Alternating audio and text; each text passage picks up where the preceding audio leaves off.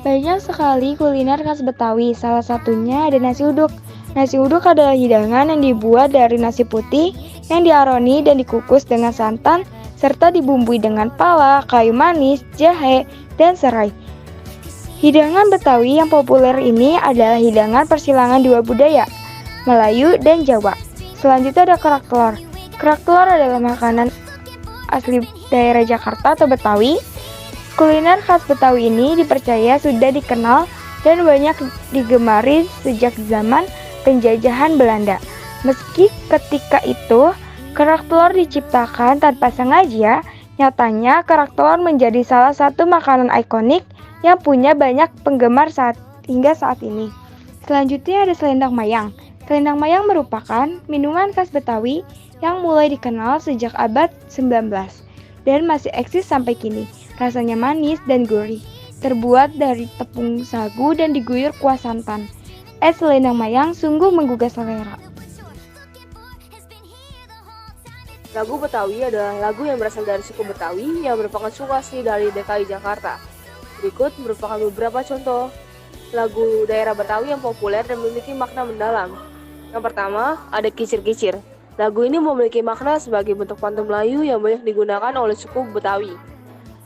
Lagu ini memberikan semangat dan keceriaan dalam menjalani kehidupan. Dalam lagu ini juga tersirat pesan kepada pendengarnya untuk bisa menjadi seorang yang berguna bagi masyarakat. Yang kedua, Jali-Jali. Jali-Jali atau yang dikenal juga sebagai si Jali-Jali adalah lagu daerah Jakarta yang cukup terkenal di kalangan masyarakat Betawi. Menurut asal-usulnya, lagu ini konon lahir dan dikembangkan oleh peranakan Tionghoa di Jakarta melalui musik tradisional mereka. Lagu ini bercerita tentang seorang pria yang sedang mencari pasangan hidupnya. Lagu ini juga menggambarkan kehidupan masyarakat Betawi yang penuh dengan keceriaan dan kegembiraan. Yang ketiga ada Lenggang Kangkung. Tidak diketahui siapa sebenarnya pencipta lagu Lenggang Kangkung, namun konon lagu ini diciptakan pada masa penjajahan Belanda. Dengan tema percintaan atau kehidupan sosial pada umumnya, lagu ini seperti sindiran yang kurang harmonis tentang kehidupan keluarga. Lagu Betawi adalah lagu yang berasal dari suku Betawi yang merupakan suku asli dari DKI Jakarta. Berikut merupakan beberapa contoh lagu daerah Betawi yang populer dan memiliki makna mendalam. Yang pertama, ada Kicir-Kicir. Lagu ini memiliki makna sebagai bentuk pantun Melayu yang banyak digunakan oleh suku Betawi. Lagu ini memberikan semangat dan keceriaan dalam menjalani kehidupan. Dalam lagu ini juga tersirat pesan kepada pendengarnya untuk bisa menjadi seorang yang berguna bagi masyarakat. Yang kedua, Jali-Jali. Jali-Jali atau yang dikenal juga sebagai si Jali-Jali adalah lagu daerah Jakarta yang cukup terkenal di kalangan masyarakat Betawi. Menurut asal-usulnya, lagu ini konon lahir dan dikembangkan oleh peranakan Tionghoa di Jakarta melalui musik tradisional mereka. Lagu ini bercerita tentang seorang pria yang sedang mencari pasangan hidupnya. Lagu ini juga menggambarkan kehidupan masyarakat Betawi yang penuh dengan keceriaan dan kegembiraan. Yang ketiga ada Lenggang Kangkung. Tidak diketahui siapa sebenarnya pencipta lagu Lenggang Kangkung, namun konon lagu ini diciptakan pada masa penjajahan Belanda. Dengan tema percintaan atau kehidupan sosial pada umumnya, lagu ini seperti sindiran yang kurang harmonis tentang kehidupan keluarga.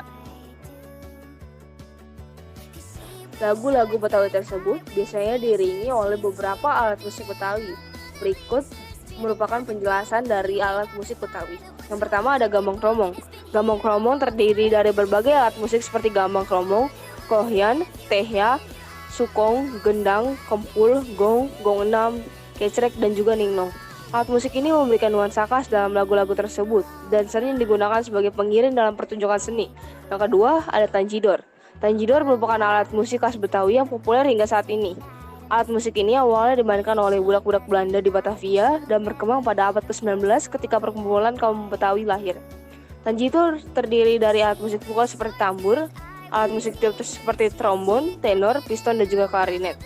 Orkes tanjidor sering dimainkan bersama dengan lagu-lagu daerah seperti Jali-Jali, Kicir-Kicir, dan juga Lenggang Kangkung. Ya, rumah kebaya adalah sebuah nama Rumah adat suku Betawi disebut dengan rumah kebaya dikarenakan bentuk atapnya yang menyerupai pelana yang dilipat, dan apabila dilihat dari samping maka lipatan-lipatan tersebut terlihat seperti lipatan kebaya. Rumah panggung. Rumah panggung adalah salah satu jenis rumah tradisional suku Betawi yang lantainya ditinggikan dari tanah dengan menggunakan tiang-tiang kayu. Rumah ini berbeda dengan rumah darat yang menempel ke tanah. Rumah panggung Betawi dibangun di kawasan pesisir dengan tujuan untuk menanggulangi banjir atau air pasang.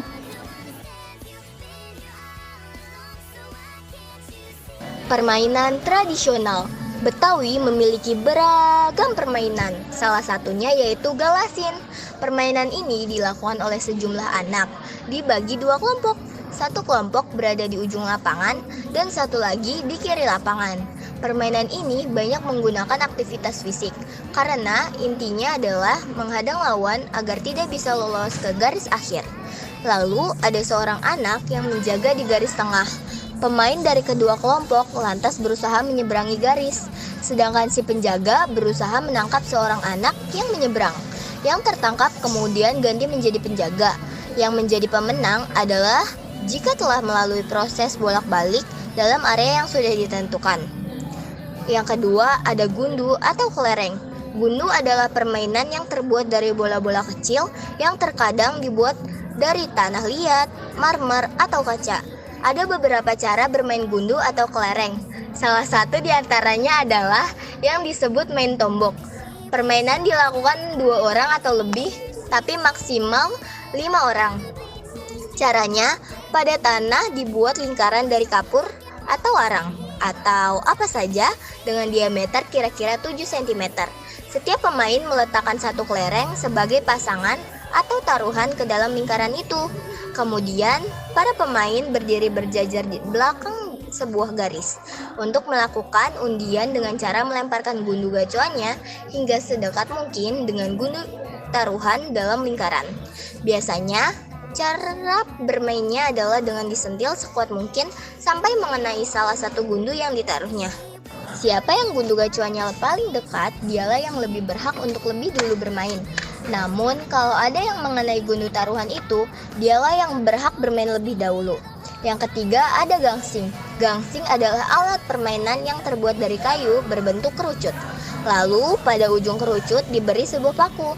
Cara memainkannya adalah melilitkan ujung paku dengan seutas tali terus sampai bagian besarnya. Kemudian dengan teknik tertentu, gangsing itu dibanting ke tanah dengan ujung talinya tetap berada di jari-jari pemain. Lamanya gangsing berputar tergantung pada kerasnya lemparan yang dilakukan.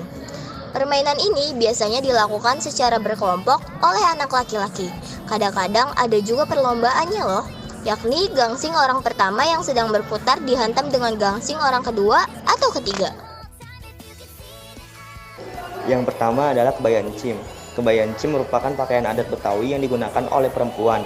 Pakaian adat Betawi yang satu ini seringkali digunakan dalam acara-acara seperti Pekan Raya Jakarta, peringatan hari besar, dan lain sebagainya. Selain mendapatkan pengaruh dari Tionghoa, kebaya encim juga mendapatkan pengaruh dari Eropa, yang mana kebaya encim dibuat menggunakan bahan brokat atau lace yang dipadukan dengan bordiran.